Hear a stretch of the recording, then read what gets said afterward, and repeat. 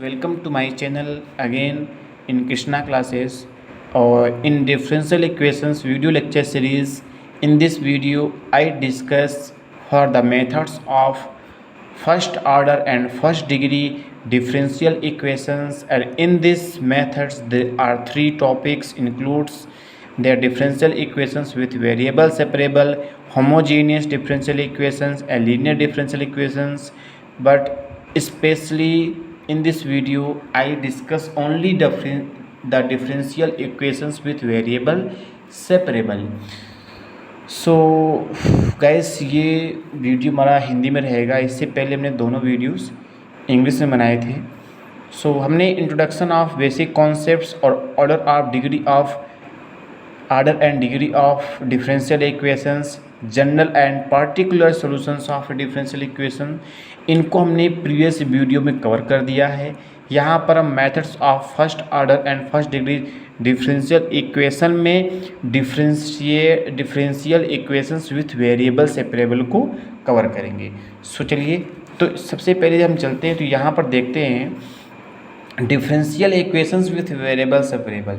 दोस्तों इसमें होता क्या है कि जैसे इसके नाम से स्पष्ट है वेरिएबल सेपरेबल, अर्थात जो इसमें डिफरेंशियल इक्वेशन दिया होता है उसमें हम वेरिएबल को सेपरेट करके सॉल्व करते हैं, वेरिएबल को अलग अलग करके सॉल्व करते हैं।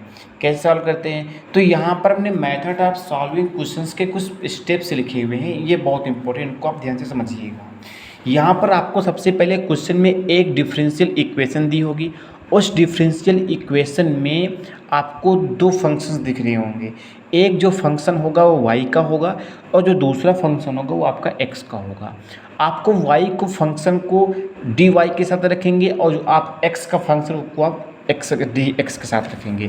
जैसे यहाँ पर हमने लिख दिया है कि एक हम मान लेते हैं ये हमारा एक डिफरेंशियल इक्वेशन है, यहाँ पर dy/dx है। अब देखो यहाँ पर ये बात क्यों लिखी गई है, एक बात और समझना चाहिए आपको कि यहाँ पर ये बात क्यों लिखी गई है कि ये जो क्वेश्चन है methods of first order and first degree differential equations के लिए है। ये जो कि इसकी अगर हम बात करते हैं जो dy/dx है और hy और gx है, इस डिफरेंशियल इक्वेशन का जो ऑर्डर है वो भी 1 है और जो डिग्री है वो भी 1 है। तो देखिए यहाँ पर जो आपको सबसे पहले क्वेश्चन में एक डिफरेंशियल इक्वेशन दी होगी, उस डिफरेंशियल इक्वेशन में आप देखेंगे कि यहाँ पर एक आपका फंक्शन x का होगा और दूसरा फंक्शन आपका y का होगा। आपको कुछ नहीं करना है, जो x का फंक्शन है उसको आप dx के साथ रखेंगे और जो y का फंक्शन है उसको आप dy के साथ रखेंगे। सिमिलरली हमने क्या किया, यहाँ पर उनको अलग अलग कर लेते हैं। यहाँ हमने किया, अब देखो ये मान लेते हैं gx, यहाँ पर हमने क्या किया कि जो dy का फंक्शन था, जो y का फंक्शन था उसको हमने क्या किया dy के साथ रखा, जो x का फंक्शन उसको हमने ds के साथ रखा हुआ है। जब उनको हम वेरिएबल को अलग अलग कर लेंगे, इसके बाद हम क्या करेंगे, वेरिएबल को दोनों साइड में या उनको हम इंटीग्रेट करेंगे। इंटीग्रेट करने के बाद जो रिजल्ट आएगा उसको हम +c के साथ रखेंगे, वही हमारा आंसर होगा। ठीक है, अब देखिए करते क्या, हम एक क्वेश्चन लेते हैं फिर आगे बताते हैं कैसे सॉल्व करना है। यहाँ पर हमने एक क्वेश्चन लिख रखा हुआ है कि find the general solution of differential equation dy/dx is equal to x plus Y upon का 2 - y। दोस्तों एक बात बता दूं, अगर आपको चाहते हैं कि आपको डिफरेंशियल इक्वेशन अच्छे से आए तो इसके लिए आपको कुछ फार्मूलेस याद करने पड़ेंगे, वो आपको आना ही चाहिए। सबसे पहले ट्रिग्नोमेट्री, दूसरा आपका डिफरेंशिएशन और तीसरा आपका क्या इंटीग्रेशन, अर्थात त्रिकोणमिति और अवकलन और समाकलन के जितने भी फार्मूलेस हैं वो आपको अच्छे से आने चाहिए। इसके साथ ही आप जो डिफरेंशियल इक्वेशन को अच्छे से सॉल्व कर पाएंगे। तो चलिए हम क्वेश्चन को शुरू करते हैं।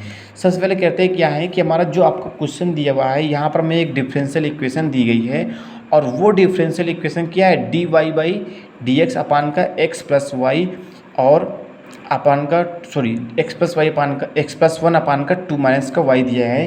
तो हम करते क्या है कि इनको हमको वेरिएबल को अलग अलग कर लेते हैं।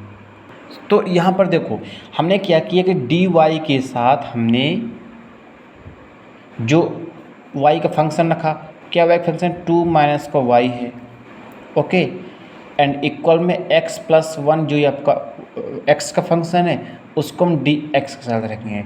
अब क्या करना है, कुछ नहीं करना, लिखेंगे integrating integrating both side with respect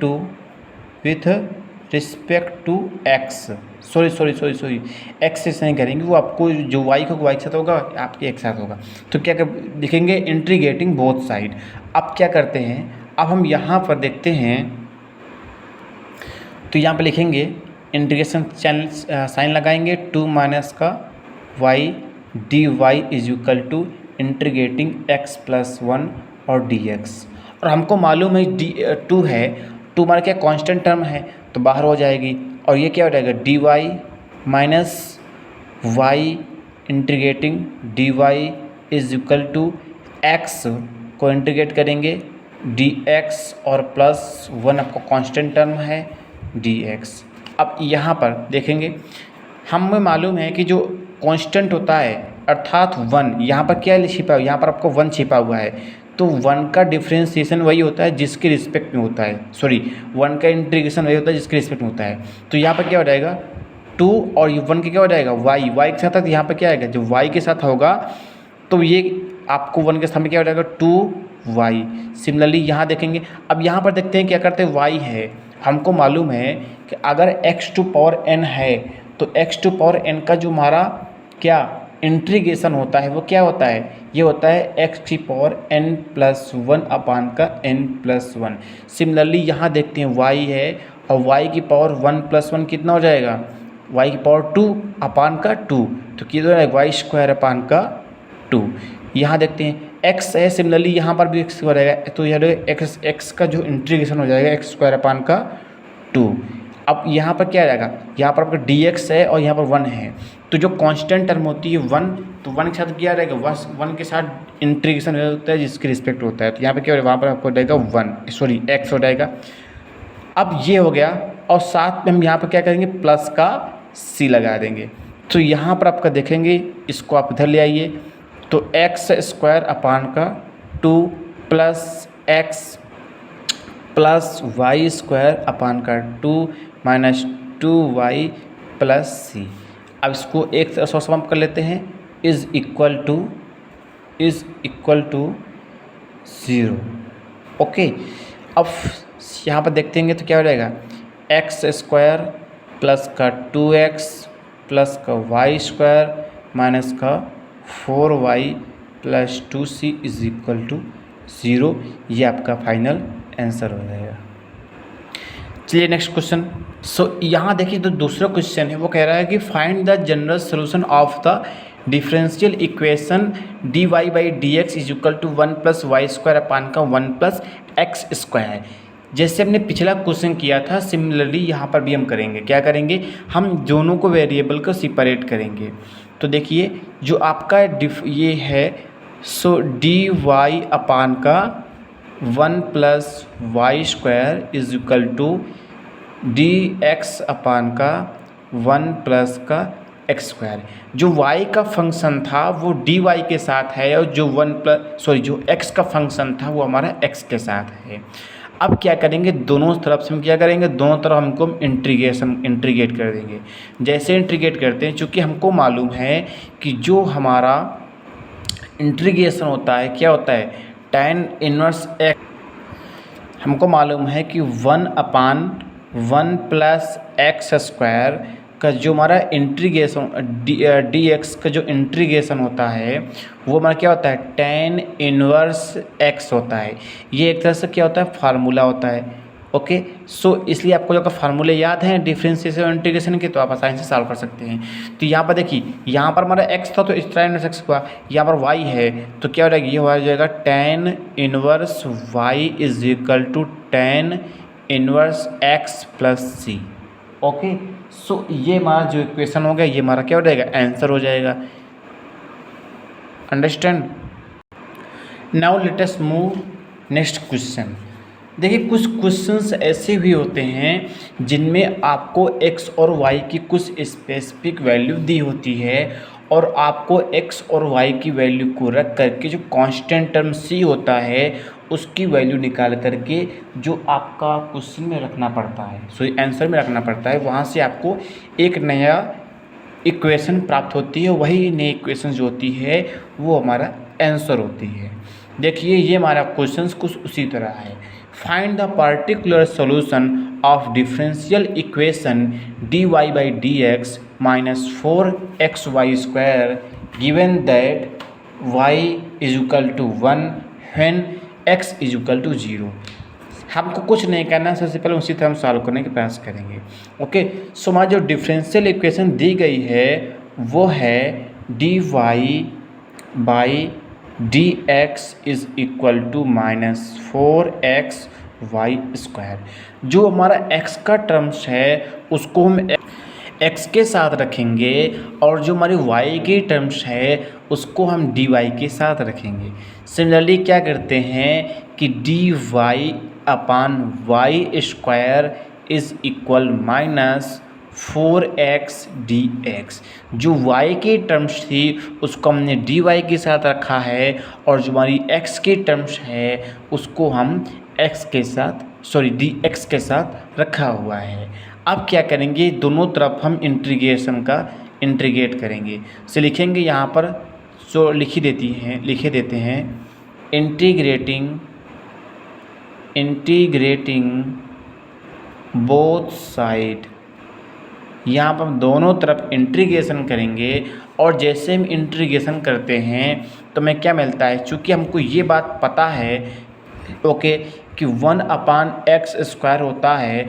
अगर हम इसको इंटीग्रेट करते हैं तो क्या मिलता है, सबसे पहले इसको हम लिख सकते हैं कि x⁻² इंटीग्रेट कर सकते हैं और हमको मालूम है कि x⁻n का जब हम इंटीग्रेशन करते हैं ये होता है x⁻n+1/n+1। सिमिलरली यहाँ क्या करेंगे कि x⁻²+1/-2+1।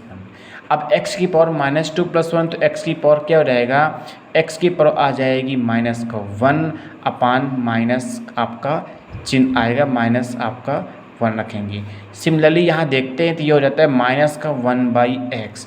1/x² का जो इंटीग्रेशन हुआ वो हुआ -1/x। सिमिलरली यहाँ पर हम क्या करते हैं 1/y² का इंटीग्रेशन करते हैं तो जैसे ही हम dy by y² is equal to integration 4 हमारा कांस्टेंट है तो -4 को हम बाहर कर लेते हैं और x dx लिखते हैं।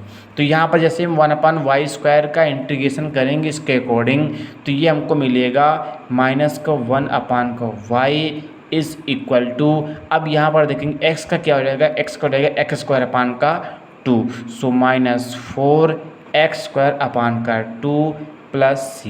अब यहाँ पर हम देखते हैं कि ये 2 से 4 कैंसिल आउट कर देंगे तो यहाँ 2 बचेगा। अब यहाँ देखते हैं कि जो y है हम y को क्या लिख सकते हैं, y को लिख सकते हैं y is equal to 1/2x² plus का c लिख सकते हैं। तो जैसे हम 2x² प्लस c लिखते हैं, जब यहाँ पर माइनस हम कैंसिल आउट करेंगे तो प्लस ना हो करके यहाँ पर माइनस का चिन्ह आ जाएगा सो -c लिखेंगे। इसको हम इक्वेशन हम फर्स्ट मान लेते हैं। अब क्या करते हैं, चूँकि हमको एक वैल्यू दी गई है कि x की वैल्यू 0 रखना है और y की वैल्यू 1 रखना है तो जैसे ही हम लिखेंगे putting the value of x and y on equation first, so value of y is equal to 1 and the value of x is equal to 0, so 2 × 0² - c। यहाँ से क्या होता है 0 हो जाता है, पूरा ख़त्म हो जाता है तो यहाँ हो जाएगा 1 इज इक्वल टू 1/का ये -c। सो यहाँ देखते हैं कि c की वैल्यू क्या आती है, c की वैल्यू आएगी -1 और लिखेंगे पुटिंग द वैल्यू ऑफ